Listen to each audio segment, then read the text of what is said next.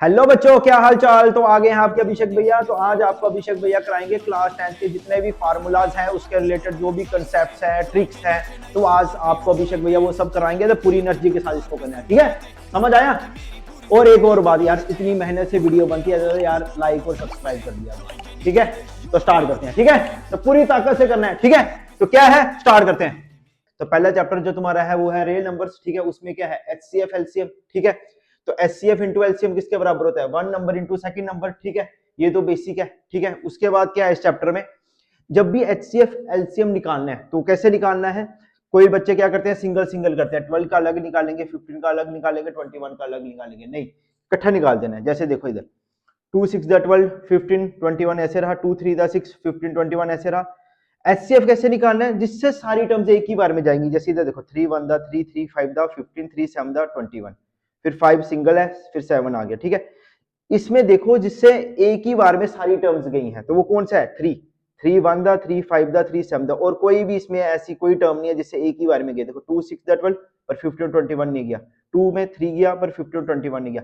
3 एक ऐसा है जिससे 3 1 3 5 3 7। तो ये शॉर्टकट है एचसीएफ निकालने का, ठीक है। सिंगल सिंगल नहीं निकालना। तो एचसीएफ तुम्हारा आ गया 3 और एलसीएम सीधा मल्टीप्लाई कर लिया, 7 5 35, 3 70 और जितना आंसर आया तुम्हारा 420, ठीक है। उसके बाद आता है इसमें जब रैशनल प्रूव करना होता है, इरेशनल वाले क्वेश्चन आते हैं, ठीक है। Prove that root 5 is irrational, ठीक है। तो उसमें को प्राइम नंबर आते हैं। तो को प्राइम नंबर क्या होते हैं, जैसे 8 9 आ गया तो को प्राइम नंबर होते क्या है, को प्राइम नंबर वो होते हैं जिनमें कोई भी कॉमन फैक्टर नहीं हो। जैसे 8 है 1 2 4 8, 9 का 1 3 9, इसमें कोई भी कॉमन फैक्टर नहीं है। 1 तो होता ही होता है सबका, उसके अलावा देख लो कोई भी नहीं, ठीक है।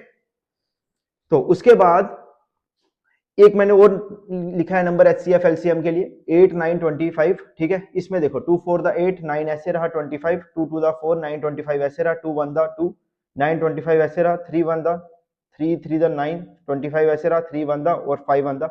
इसमें देखो एक भी बार किसी से भी सारी टर्म्स एक बार में नहीं गई, जैसे उसमें गई थी 3 1 द 3 3 5 द 15 3 7 द 21। इसमें एक भी टर्म किसी से नहीं गई, तो एचसीएफ 1 आएगा और एलसीएम सीधा जैसे मल्टीप्लाई करते, सिंगल सिंगल मत करना पेपर में, ठीक है। तो उसके बाद सेकंड चैप्टर क्या है तुम्हारा, पॉलिनोमियल। पॉलिनोमियल में क्या है, पॉलिनोमियल में आएगा तुम्हारा सम ऑफ जीरोस कैसे निकालते हैं, माइनस बी अपॉन ए मतलब alpha plus beta, product of zero C upon A मतलब अल्फा बीटा, ठीक है। उसमें क्वाड्रेटिक इक्वेशन कैसे बनती है, x square minus alpha plus beta into x plus alpha beta into zero, मतलब अल्फा प्लस बीटा आ गया तुम्हारा और प्रोडक्ट आ गया अल्फा बीटा, ठीक है। उसके बाद अल्फा बीटा वाले क्वेश्चन आएंगे वहां पे आर डी शर्मा में आएंगे 1 upon alpha plus 1 upon beta. इसको सिंपलीफाई कैसे करना, बीटा इधर गया, अल्फा इधर गया, अपॉन अल्फा बीटा। एक और आएगा alpha square beta plus alpha beta square, इसकी जनरल इक्वेशन दी है तुम्हें ऐसे।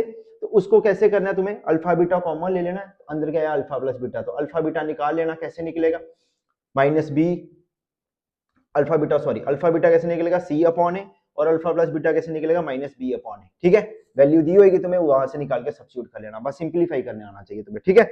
उसके बाद क्या है अगर ऐसे दिया alpha upon beta plus beta upon alpha, तो इसका निकालना हो find the value of alpha upon beta plus beta upon alpha, तो क्या करना है, एलसीएम ले लो, alpha beta alpha square plus beta square. Alpha square plus beta square को क्या लिखते हैं, अल्फा प्लस बीटा का whole square minus 2 alpha beta.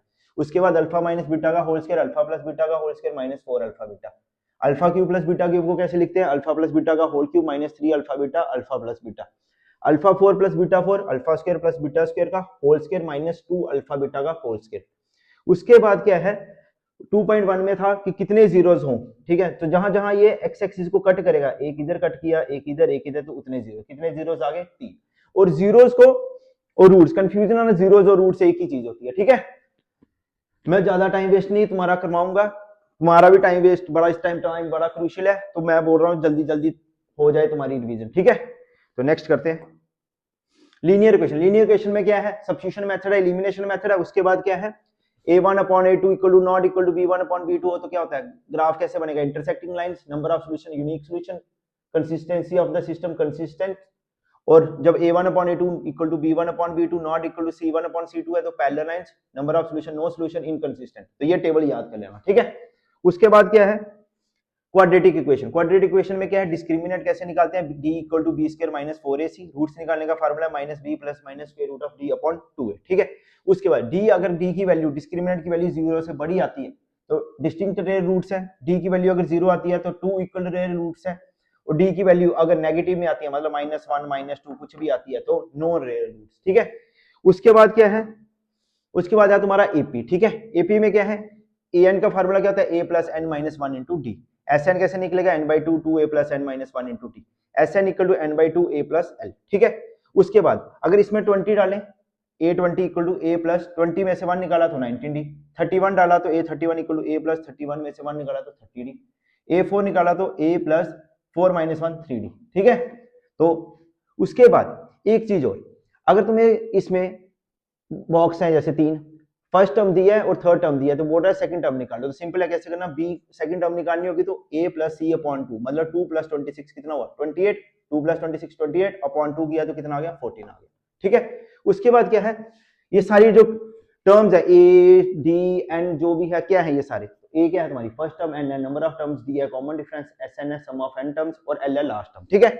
उसके बाद क्या है नेक्स्ट, ट्राइंगल। ट्राइंगल में आता है तुम्हारा बीपीटी थ्योरम, ठीक है। उसमें क्या है, एक ट्राइंगल है, ये लाइन इसके पैरेलल है, तो उसका रेशियो क्या होगा बराबर AD upon DB is equal to AE upon EC. उसके बाद कन्वर्स ऑफ बीपीटी क्या है, अगर रेशियो बराबर है AD upon DB equal to AE upon EC, AD upon DB is equal to AE upon EC, इसका मतलब ये लाइन इसके पैरेलल है, ये इसका कन्वर्स आ गया। उसके बाद इसके क्वेश्चंस है ऐसे होंगे, एक एक नंबर में एमसीक्यू में आ सकते हैं, एडी अपॉन डीबी एई अपॉन ईसी, ठीक है। अब सिंपल है, तीन चीजें दी हैं, एडी अपॉन डीबी एई दिया, ईसी नहीं दिया, तो वो तुम इक्वेट कर सकते हो 1.5 upon 3 is equal to 1 upon EC, तो सिंपलीफाई कर लेना, ईसी निकल जाएगा, ठीक है। नेक्स्ट कोऑर्डिनेट ज्योमेट्री, इसमें पता है तुम्हें डिस्टेंस फार्मूला कैसे निकलता है, square root of x2 minus x1 का square plus y2 minus y1 का होल स्क्वायर। उसके बाद आता है सेक्शन फार्मूला, सेक्शन फार्मूला में क्या करना है, लिखा है m1 x2 plus m2 x1 upon m1 plus m2, मतलब पहली वाली ये वाली टर्म है इसको x के साथ करना है और m2 को भी x के साथ करना है, फिर m1 को y के साथ करना है, m2 को भी y के साथ करना है, तो यही किया m1 y2 plus m2 y1 upon m1 plus m2।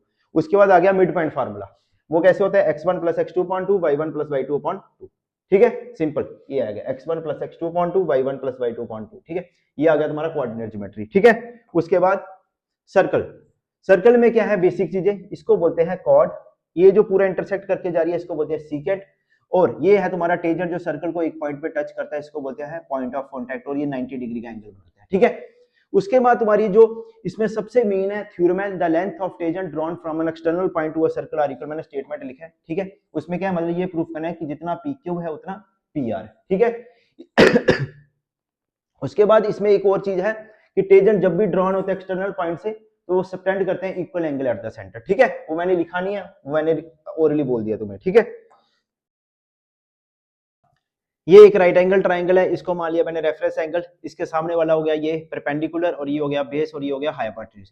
जब मैंने रेफरेंस एंगल ये माना तो इसके सामने वाला हो गया ये परपेंडिकुलर, ये बेस और ये हाइपोटेन्यूज, मतलब एंगल के सामने वाला होता है परपेंडिकुलर, जैसे ये एंगल था तो उसके सामने हो गया ये परपेंडिकुलर, उसके साथ वाला बेस और ये हाइपोटेन्यूज जैसा है लॉन्गर साइड वैसी ही रहती है, ठीक है। फिर हमारा लगेगा एक्सरसाइज 8.1 में PGT, base square plus perpendicular square equals to hypotenuse square, ठीक है, पीजीटी। उसके बाद sin थीटा किसके बराबर होता है, perpendicular upon hypotenuse, cos theta base upon hypotenuse, tan theta perpendicular upon base. sin का उल्टा होता है कोसेक, तो h अपॉन b, cos का उल्टा होता है sec, तो b बाई h था तो h बाई b हो गया, tan theta perpendicular upon base था तो cot उल्टा हो गया b अपॉन p। उसके बाद 8.3 में आइडेंटिटी यूज होगी, sin square theta plus cos square theta equals to 1, 1 plus tan square theta equal to sec square theta, 1 plus cot square theta equal to cosec square theta. sin theta 1 upon cosec theta के बराबर है, तो इसका उल्टा cosec theta 1 upon sin theta, cos theta 1 upon sec theta, sec theta 1 upon cos theta, tan theta 1 upon cot, तो cot का उल्टा हो गया 1 अपॉन tan। ये तीनों आपस में रेसिप्रोकल है, ठीक है। उसके बाद नेक्स्ट tan थीटा 0 पे 0, tan 30 1 upon square root of 3, tan 45 1, tan 60 square root of 3, tan 90 not defined, ठीक है। 1 था अपॉन स्क्वायर रूट ऑफ 3 था, 1 को अलग लिख दिया, स्क्वायर रूट ऑफ 3 को अलग लिख लिया।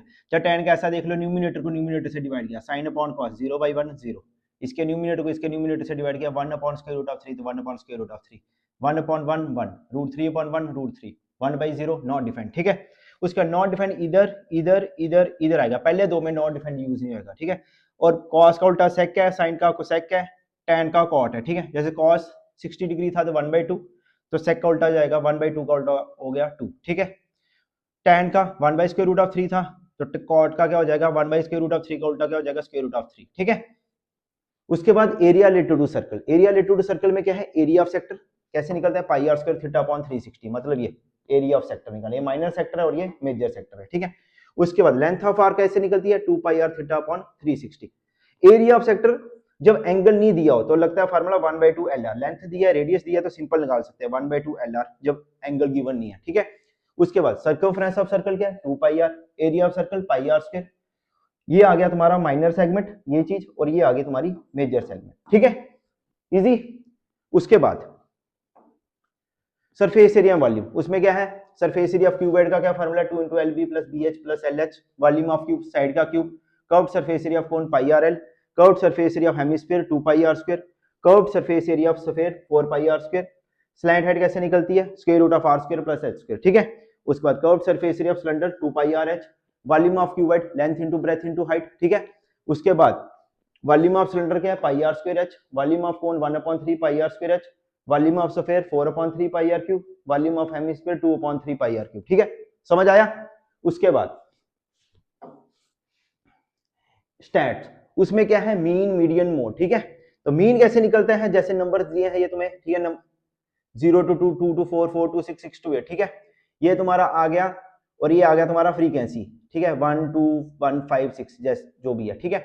तो तुम्हें क्या निकालना है इसका क्लास मार्क निकालना है, दोनों को प्लस करो 0 + 2 2 2/2 1, 2 + 4 6 6.23, 4 + 6 10 10/2 5, 6 + 8 14/2 7, आगे xi, फिर क्या करना है fi xi की मल्टीप्लाई करनी है, 1 × 1 1 2 3 6 1 5 5 5 7 35 6 9 54, ये आंसर आ गया।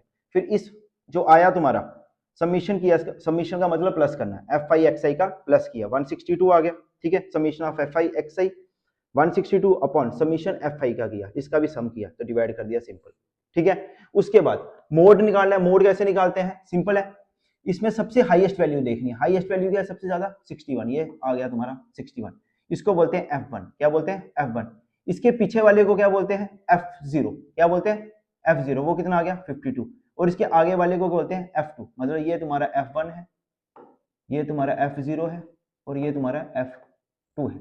f1 आ गया 61, f0 आ गया तुम्हारा 52, और f2 तुम्हारा आ गया 38, बाकी सिंपलीफाई किया, और इसी की जिसकी हाईएस्ट वैल्यू थी 61, सबसे ज्यादा हाईएस्ट वैल्यू इसमें यही थी 61, इसकी लोअर लिमिट कितनी है 60, वो लोअर लिमिट डाल दी मैंने 60, डिफरेंस कितने का 60 80 का 20 का, तो h की जगह 20 डाल दी, बाकी वैल्यू सिंपलीफाई कर दी, ठीक है। उसके बाद मीडियन, मीडियन कैसे निकलते हैं, ये आ गया तुम्हारा class interval 0 to 20, 20 to 40, 40 to 60, 60 to 80, 80 to 100, ठीक है। ये नंबर ऑफ स्टूडेंट्स आ गए fi। कम्युनिटी फ्रीक्वेंसी कैसे निकलते हैं, पहला नंबर जैसा है वैसा ही रहेगा, 5 का 5, 5 + 8 13, 13 + 12 25, 25 + 11 36, 36 + 4 40, ठीक है। इसका सम और इसकी लास्ट टर्म बराबर होती है, ठीक है। अच्छा, उसके बाद क्या है, ध्यान से देखना, n जो हमारा आया 40, 40 का हाफ किया कितना आया 20, 20 से बड़ी टर्म ढूंढनी है, ठीक है, 20 से बड़ी टर्म, 20 से बड़ी टर्म क्या है 25, तो ये होगा तुम्हारा f1 12, 12 क्या होएगा तुम्हारा f1, क्या होएगा तुम्हारा 12, और इसी के सामने और इसके ऊपर वाला ये होता है तुम्हारा cf, कितना होता है, क्या होता है cf, ठीक है। मतलब 40 का हाफ किया 20, 20 से बड़ी टर्म 25 है, इसके सामने वाला जो है वो तुम्हारा 12 है, तो 12 आ गया तुम्हारा f1, ठीक है, फ्रीक्वेंसी आ गई f, और इसके पीछे वाला आ गया तुम्हारा cf, ठीक है। इसी की लोअर लिमिट देखनी है, लोअर लिमिट कितनी आ गई 40, 40 का 40 आ गया, n/2 किया 40/2 20 माइनस cf कितना आया, इसी के पीछे वाला 13 अपॉन फ्रीक्वेंसी कितनी है 12, और डिफरेंस कितने का 20, बाकी सिंपलीफाई किया, ठीक है। उसके बाद नेक्स्ट प्रोबेबिलिटी, ठीक है। प्रोबेबिलिटी क्या है, प्रोबेबिलिटी की वैल्यू पहले याद रखना है 0 और 1 के बीच में लाई करती है, ठीक है। प्रोबेबिलिटी श्योर इवेंट की 1 होती है, इम्पॉसिबल इवेंट की 0 होती है। प्रोबेबिलिटी एक इवेंट का होना और एक इवेंट का ना होना, probability of event plus probability of non event is equal to 1। 1 coin फेंका तो उसकी सैंपल स्पेस क्या बनी हेड टेल, मतलब 2 की पावर 1, 2 ही एलिमेंट्स है। 2 कॉइन्स फेंका head head head tail tail head tail tail, 2 का स्क्वायर मतलब 4, ठीक है। 3 कॉइन्स फेंके, अगर नहीं समझ आ रहा है तो ऐसे बना सकते हो H H H H H T H T H H T T, repeat करता हूं फिर से, एच एच एच ये आ गया, एच एच टी ये आ गया, एच टी एच ये आ गया, एच टी टी ये आ गया, ठीक है। फिर जहां जहां फर्स्ट एलिमेंट है ना एच एच एच, वहां सबकी जगह टी लिख दो, इधर टी लिखा बाकी सेम, इधर टी लिखा बाकी सेम, इधर टी लिखा बाकी सेम, ठीक है। तो इसमें कितने एलिमेंट्स है 2 की पावर 3 8, ठीक है। उसके बाद डाई फेंका 1 2 3 4 5 6, जब सिंगल बोलते हैं तो डाई बोलते हैं, ठीक है, याद रखना। तो प्रोबेबिलिटी प्राइम नंबर की निकालनी हो तो कैसे, कितने नंबर है प्राइम नंबर के 2 3 5, टोटल कितने नंबर हो गए 3 3 अपॉन टोटल, टोटल एलिमेंट्स कितने हैं 6, तो अपॉन 3.6 आ गया 1/2। ठीक है, प्रोबेबिलिटी कैसे निकालते हैं, नंबर ऑफ फेवरेबल केसेस जैसे इसमें था 2 3 5, ठीक है, upon number of possible outcomes, जितने आए थे टोटल आउटकम 6 थे, ठीक है, तो वो लिख दिया 3.6 1/2। ठीक है, उसके बाद क्या है, 2 डाइस फेंका तो सैंपल स्पेस क्या आएगी 1 1 1 2 1 3 सो ऑन करके 6 6 कर दिया, सिर्फ 2 1 2 2 2 3 2 4 2 5 आना था। ठीक है, तो इसमें कितने एलिमेंट्स आ गए, 6 का स्क्वायर कर दिया 36। ठीक है उसके बाद इसमें ये भी तुम्हें पूछ सकता है प्रोबेबिलिटी निकालो डबलेट्स की, मतलब 1 1 2 2 3 3 4 4 5 5 6 6, तो टोटल कितने हैं 6 अपॉन टोटल कर दिया 36, तो 1/6। प्रोबेबिलिटी ये भी पूछ सकता है, प्रोबेबिलिटी निकालो सम तुम्हारा 4 आए तो 1 3 2 2, सम कितना है इसी वाले में पूछ सकता है, सम करके तुम्हारा कितना है 4 आए तो 1 3 कितना आया 1 3 आ सकता है, 2 2 आ सकता है, फिर इसका उल्टा कर दो 3 1 आ सकता है, सम कितना है 4 आए। ठीक है, तो देखो 1 3 4 2 + 2 4 3 + 1 4, और कोई नहीं है तो कितने एलिमेंट्स हुए 1 2 3, तो 3/36, 3/36 करके सिंप्लीफाई करके आएगा 1/12। ठीक है, उसके बाद कार्ड्स, टोटल कार्ड्स कितने हैं 52, रेड कार्ड्स है 26, ब्लैक कार्ड्स है 26, हार्ट क्लब डायमंड स्पेड कितने होते हैं ये 13 होते हैं, किंग क्यून जैक एस कितने होते हैं 4 4 होते हैं। ठीक है, सारे किंग भी 4 क्यून भी 4 जैक भी 4 एस भी 4, और फेस कार्ड्स होते हैं तुम्हारे 12। ये तुम्हें पता होना चाहिए हार्ट का सिंबल क्या है, डायमंड का क्या है, क्लब का क्या है और स्पेड का क्या है, और ये तुम्हारे आगे जैक क्यून किंग और एस। ठीक है, समझ आया, इजी। ठीक है।